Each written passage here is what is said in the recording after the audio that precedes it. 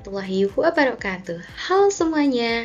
Kali ini saya akan membahas sebuah kasus yang nyata yang menjadi sorotan besar dalam dunia kesehatan dan keselamatan kerja, yaitu serangkaian kebakaran yang terjadi di kilang minyak milik PT Pertamina selama 4 tahun terakhir.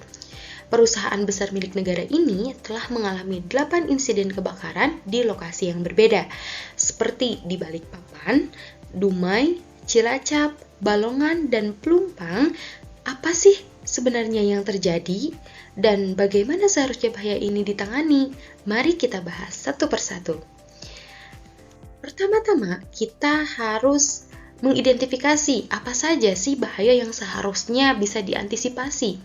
Di kilang minyak, risiko utamanya merupakan kebocoran bahan bakar atau minyak, gas yang mudah terbakar, sumber panas atau listrik statis, kegagalan alat dan sistem proteksi, kesalahan manusia atau human error, kurangnya pelatihan HSE. Nah, jika bertemu dengan sumber panas atau listrik statis, maka potensi ledakan ini sangatlah tinggi. Selain itu,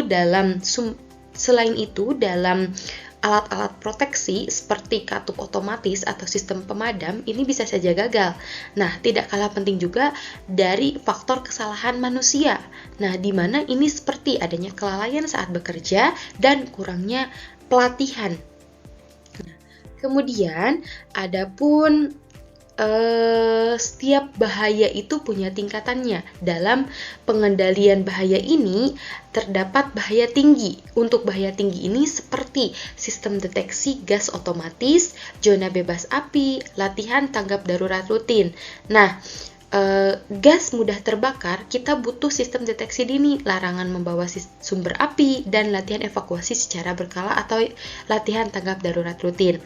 Nah, bahaya menengah bisa dikendalikan lewat inspeksi alat yang rutin dan SOP kerja yang ketat.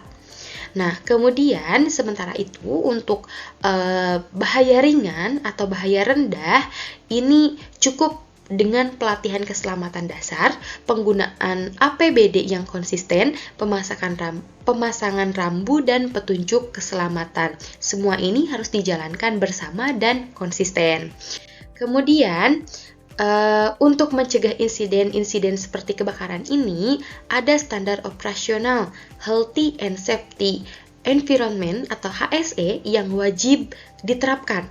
Nah, yang pertama itu identifikasi dan penilaian risiko lewat HIRA atau HIRA. Lalu, semua pekerjaan ini berisiko harus menggunakan sistem izin kerja khusus area berbahaya. Nah, kemudian semua pekerja ini harus memiliki pelatihan K3 dan sertifikasi sesuai standar. Kemudian, kilang juga wajib memiliki alat pemadam dan deteksi otomatis. Nah, serta skenario evakuasi yang jelas dan teruji.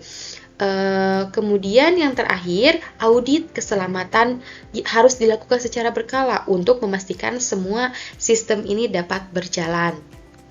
Nah, dapat disimpulkan dari pembahasan yang tadi bahwa dari kasus ini kita belajar bahwa kebakaran ini bukan hanya sekedar kecelakaan saja, tapi bisa dicegah jika sistem HSE-nya dijalankan secara baik dan efektif.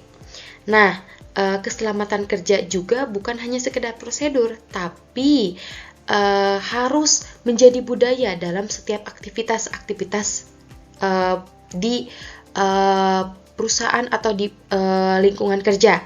Nah, kemudian yang ketiga, evaluasi HSE ini harus jadi prioritas, bukan reaksi setelah kejadian saja. Jadi, evaluasi sistem HSE ini harus dilakukan sebelum insiden terjadi, bukan hanya setelah kejadian.